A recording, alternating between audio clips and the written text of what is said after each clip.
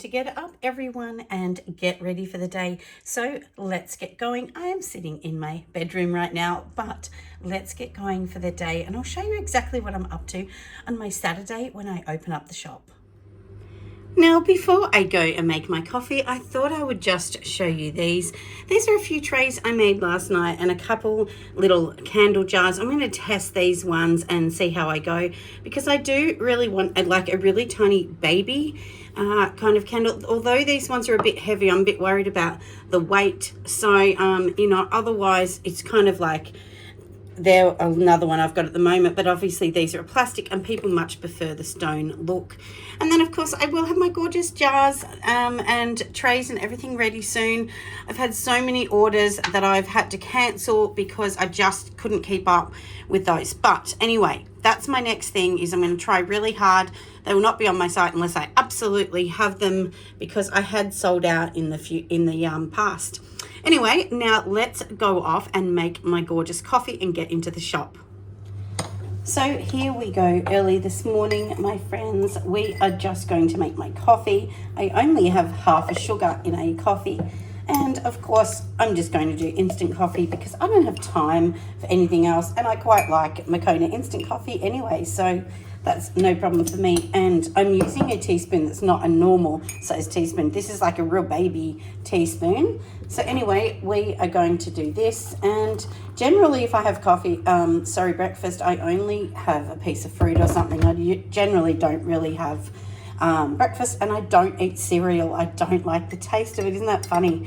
I've never liked it. So anyway, one of those funny little trivia bits about me. So anyway, let's go. We've done all this, haven't we? I'm going to go into the shop. I go through my backyard into the shop because it is meant to be open already, but I know no one's going to come at 10, and it's about 10 past 10. So anyway, let's go in there and do the right thing and get everything set up. What a cold, miserable day it is today. I feel like it is just such a miserable, cold, sad day, but the leaves are everywhere, so that's something, isn't it? And as I do say, and I've told you lots of times, I actually have a very old property, which I do love it, but it just takes so much work. So anyway, in we go to this door, and let's go inside my little shop. I've already turned the light on. I'm sorry about me wobbling behind the door, but it's a bit tricky to get in the door. So anyway, here we are. I am actually inside. You can see the shelves are looking quite full actually at the moment, which is really exciting. But I do have lots of things that I've got to make today. I have to get on the computer so much. So let's get to work. I'll take you along. Hopefully I can show you something exciting. But anyway, let's get going. Now this morning, before we do anything, I have this beautiful new candle I've made. This is my lime fruit blossom candle. And of course, I want to test this one out. It's been curing for a few days now. So let's just give it a bit of a test. Let me turn this on. This is just an easy lighter that I keep in here just for myself. And also too, with wicks, just to let everybody know that different waxes you use may need a different length in wicks. So I use a coconut soy. That means it doesn't need a larger wick. It needs quite a short wick. Less than, I'm going to say way less than even half a centimetre is all it needs on top. So we're going to let this burn today. We're going to do a bit of a burn test, see how long this one has actually, gone for. And then we're going to fill out our sheet that I've already designed for testing. So that's what we're going to do. And it looks like a lovely wick. So just to let you know, this is roughly about 7.5 centimetres across the jar. I think actually, if I'm right, I think it's like 7.2.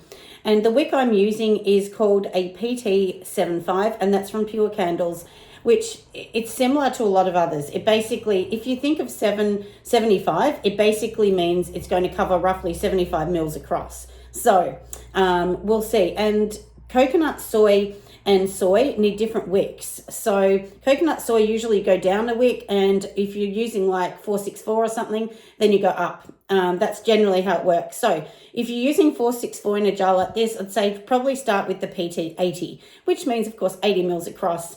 And then, of course, if it doesn't work, you can go up or down, and it's all a test, isn't it, my friends? So this one here is not on my site yet, so they won't be on my site, but you'll start to see them loaded up there. The only difference is, you know, you won't see a number next to it. So I'm not going to put a number until they're ready to be sold. Anyway, we want to do some more tests on a few of them. So I'm going to load a few of those ones up today. And like I said, we're just going to see. So next thing to do is have my coffee. And of course, I'm going to get onto the computer. So, but I'll show you today just what I really do on a Saturday. Honestly, I come in here and I just like neaten up the shelves, which I've already neatened them up anyway the night before. And then I'm on my computer until a customer comes in. Sometimes I don't get a customer because remember my shop is on my property. In future, what I'm actually going to do is do a beautiful decking and have some even chairs out there. So that will be really exciting. And I think I'd get a lot more people when we do that. But either way, it doesn't really matter to me. Honestly, this shop was built for me because I just wanted a pink shop and I couldn't afford to buy one in a shopping strip and actually pay these outrageous $50,000 to $100,000 rents for something very tiny in the country. So, because I wouldn't even make enough money to do that. But anyway, like I said, next thing we're going to do is literally just get everything else ready that we need to do, isn't it, for today? So let's get ready and let's have a lovely Saturday. So here we are on my computer, my friends. I thought I would show you the front of my computer. Isn't it cute? I mean, you wouldn't expect anything else except for pink for me. So anyway, we are going to load on now to the computer and just see what I'm up to today. But this is my view from the computer in case everyone wants to know. So when you come in, that's what I can actually see. And I'm so excited about this Apple computer. I love it. It's so good. My husband actually got it for me from his work. So a lot of big companies, what they do is they will sell off products really cheap after they've been there. I think this was 5 years old. So they sell them off cheap or they just give them away or throw them out. So sometimes if you know someone that works in a big corporate company, it's worth asking, do you sell these off cheaper?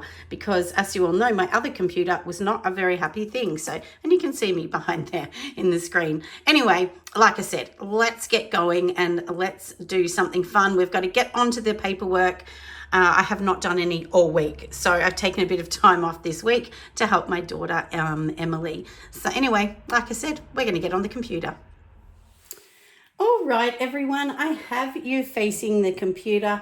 I know it's not a very exciting view of me, but anyway, I thought I would show you. So I'm actually in Patreon now, and when I actually create, you know, a post for Patreon, this is what it looks like at the back end for me. And then I need to go into this, push create, post, and then I'm going to post something. So I have to decide whether it's going to be a video, a link, and so on. But today I am actually just going to do a post. So it is Saturday and I do try and do a Saturday post on here in the morning. So, well, I'm just basically going to be talking a little bit about my week, what it's been up to, and usually I'll put in a couple pictures. So I just select on that picture there, for instance, and then I can like click on this and we're just going to open up this image. That's basically what it is. Or I can go into my photos. Let me just choose something in here that I might want to use today. So, and actually I've been working a lot on my AI. I actually pay a subscription to an AI service and I love it. It's really, really good. So I create all these fun things and then, you know, you can use a lot of these things on anything else. So anyway, but isn't it cute? I mean, I just love it. You know, you'll be able to see nice and close because I'll move. I will edit this video so that you can see nice and close, but that's what I'm doing. And then in here, we're just going to create a title. So let's do, we're just going to say, what are we going to do? Saturday, what's up? Let's just write this because, like I said, I thought maybe I might do something like this on a Saturday, which is super fun. And now on my Patreon as well, you know, look, a lot of people do their Patreons different. For me, it's really casual. You know, when I started it, I thought I had to have all these different levels. But, you know, going forward, I'm probably going to only have like 3 levels or something on it. Because, you know, sometimes people just want the recipes. And if you can imagine, I'm not going to make a recipe every week. Like, I just don't make one every week. So that makes it really tricky to help people on Patreon. So, but I try my best and try and see what I can do. But generally, most people are on the $10 levels are pretty much the most. And then you're going to get the recipes, you know, the posts, what I'm up to, videos, early videos and things like that. So, and I also do like test sheets and that so that you can use them for yourself. So, and I'm writing a book, so which is not going to be out for at least a year to a year and a half.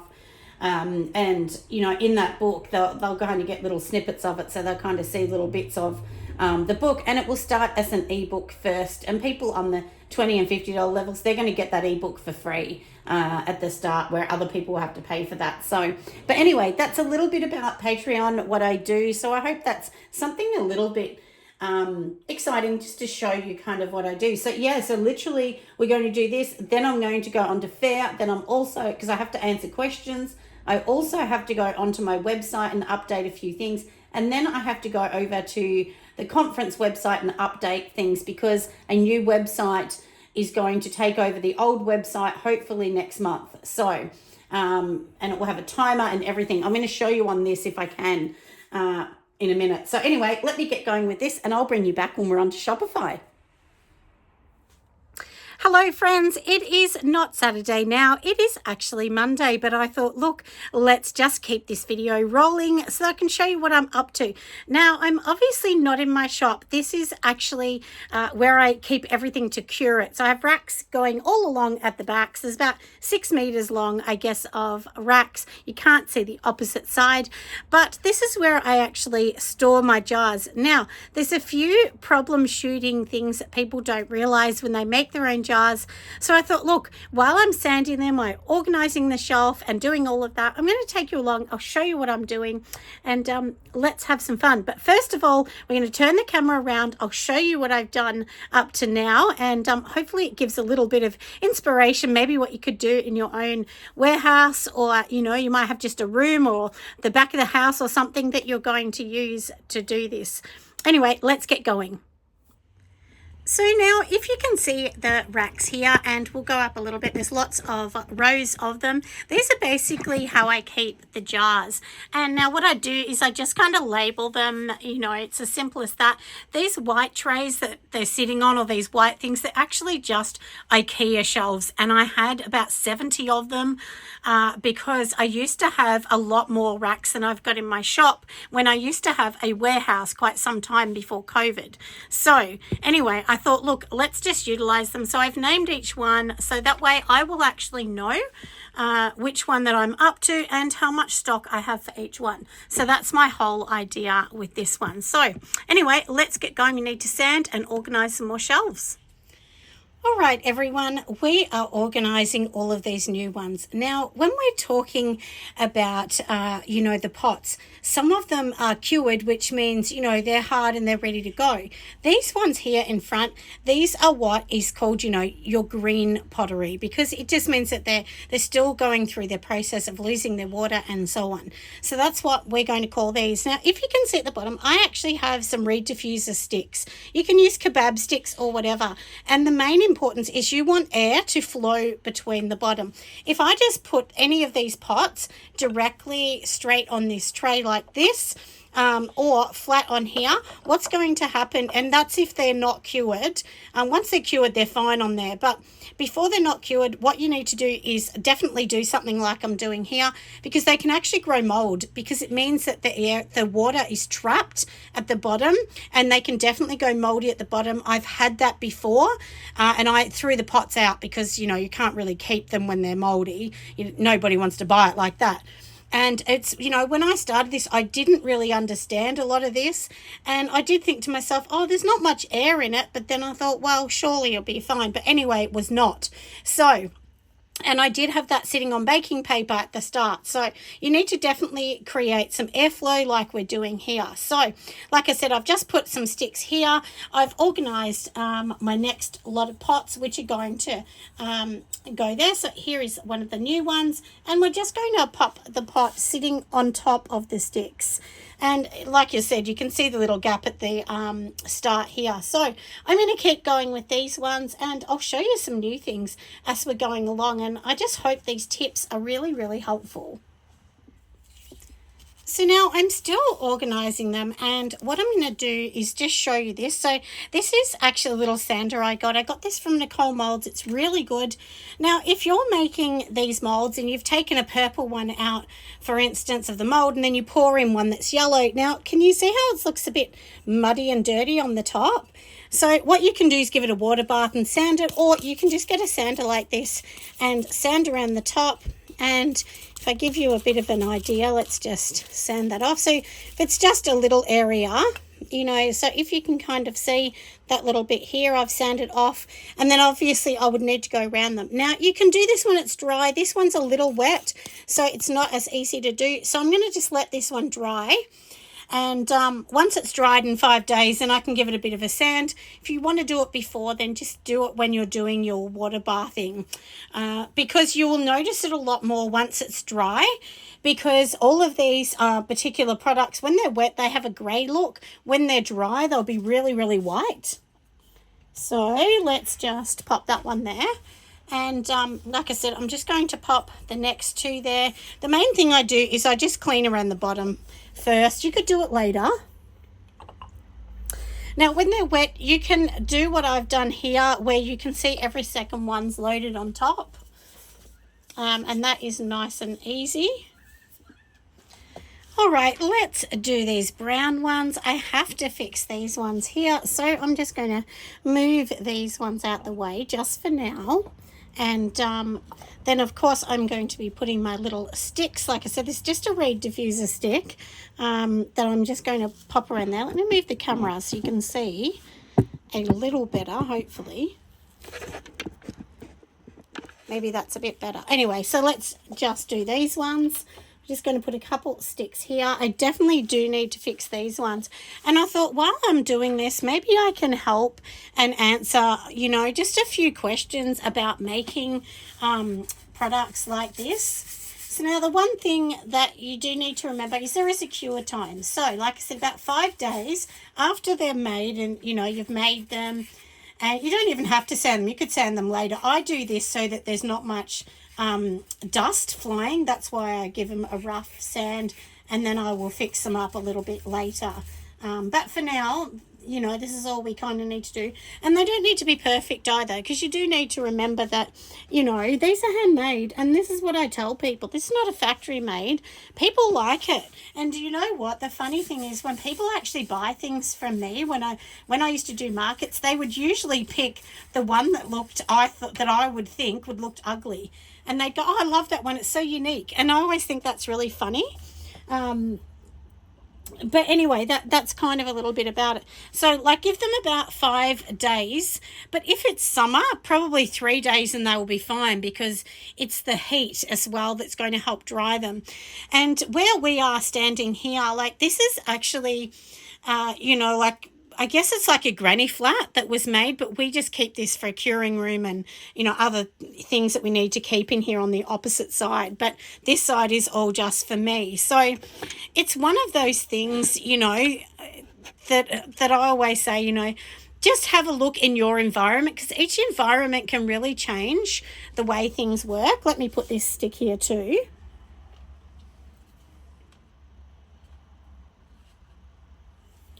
And you can reuse them too, everyone. So we're going to do this one in a moment too, which is not looking too flush. And like I said, all I do is literally hold it like this and give it a bit of a sand. And as I'm talking, I can see one of my daughters ringing. So I will ring her back after, because I actually have 5 daughters. But we'll give her a call back in a minute. That's Allison ringing me. And my daughter Allison's ringing now because she's actually a teacher. So she's ringing and it's after school time.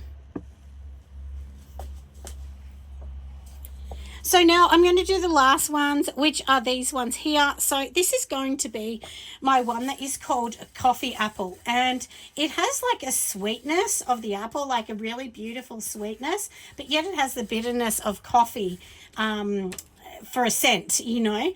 So it's really nice. And like, I don't really like, I mean, I love coffee, but I don't really like the strong coffee smells in some of the candles. But this is really nice. It has the both of the mix of sweet and bitter. So I know this is going to be popular. Now, the next one I need to do is cashmere silk. I'm totally sold out of the big jars of cashmere silk, except for what's in the shop at the moment. I think maybe I have 2 of them in there. So I'm definitely going to have to do that. But I feel like I've made more than enough jars. And, you know, look, I always get asked this. People always say to me that they don't like waste. We're going to talk about that in a minute because that is a part of any business. Waste is a part of it. But you don't look at anything as waste. Look at it as, you know, how you're actually learning and, you know, how you're actually going to be testing. So testing is not a waste. And the reason I talk about this is a lot of people have said to me that they didn't want to waste a product and they felt like sometimes, you know, testing the candles is a waste. It is definitely not a waste. Honestly, it's your responsibility and requirement. That is how I would definitely look at that.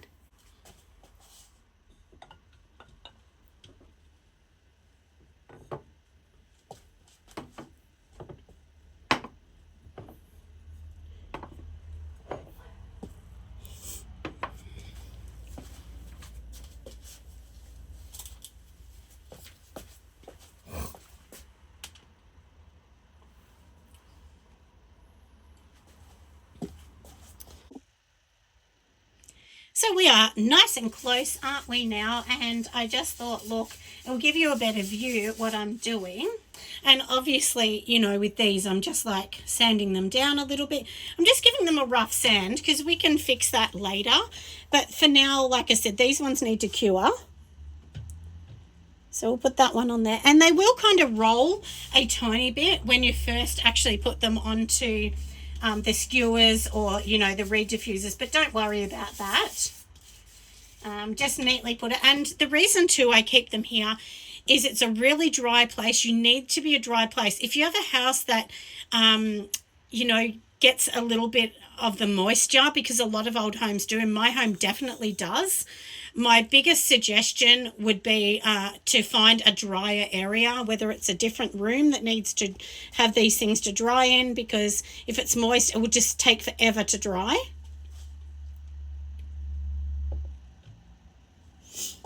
And anyway, like you can see, that they definitely are having all the, you know, the airflow in them. So you can put them this way. Usually what I do is put them upside down like that. And then what I'll do is in a couple of days, I'll get them and flip them and put them that way up. So just so that it's having more of a chance on both sides. But anyway, that's what we're going to do with that. So like I said, I've answered the little bit about, you know, the cure time. So after they have 5 days here, then what I do is I'll take them in or I'll bring the glaze out here, and then I will actually seal them. The best sealant, honestly, that I found to date that I really love is one from Nicole Molds that I got in a kit, which was really good. It's just called Gloss Glaze, and they also do have the wax. I'm not as keen on the wax. Because sometimes when you use the waxes on the inside, what actually happens is you can't get the candle wicks to stick. So that's one thing I found. The other one that I really love, and I've used it a lot, is Castmanite. So you can go over to the Castmanite sealant place. So just type that in, and it's just a version of Jasmonite sealant. It's totally non-toxic, it's waterproof, and so on. And it's very good. Sometimes when it comes, it's thick. So what I do is I use the thick one and I paint the inside twice with the thick one. Then what I do is I do a 50% water and 50% Castmanite sealant, and that's what I go on the outside with. And that's just through my own testing. I've just found that sort of works. But anyway, hopefully that's kind of a little bit helpful for you all. So we're going to do this bit, then I'm going to show you my other bits that we were talking about before, and then these are what I call the duds. Some of these ones which are down here, if you can kind of see them here, they're not all duds, but they're just, I tried these colours, I didn't love them.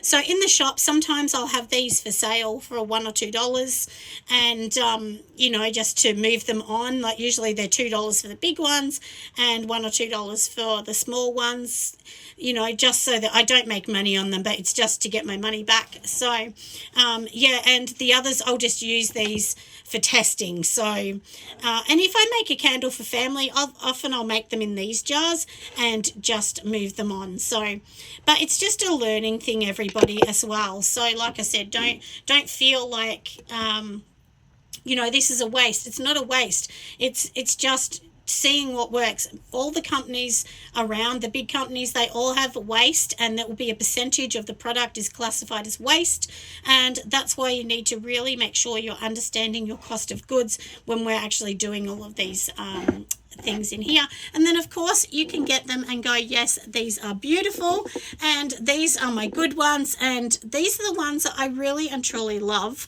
and they work really, really well with my brand. Also, if you have ones that have little bubbles, like I've got a couple up here, let me show you, that have bubbles on them, don't worry about that. Still sell them. People don't care. You know, and like I said, I make sure I'm telling everyone these are handmade. These are not from a factory. They're not meant to come out of the perfect mold.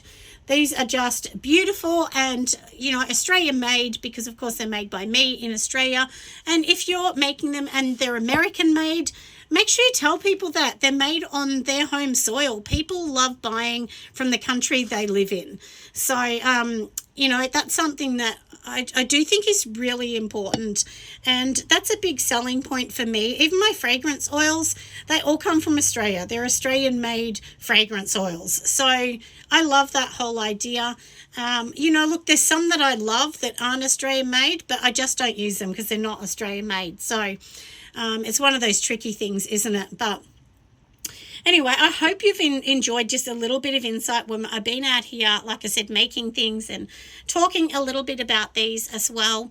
And, you know, the good thing about doing this is you can let them dry, then you can glaze them and just sit them here. So when there's orders coming in, like a pre-order, you know that you've got the jars, they're ready to go, and all you've got to do is literally make the candle. Just make sure you've tested them and you know that, you know which wick goes with which. So if you're using these jars, these are a Lee mold jar, so they hold about 230 grams in wax, and I use coconut soy wax, so which is AO5 is what I use now.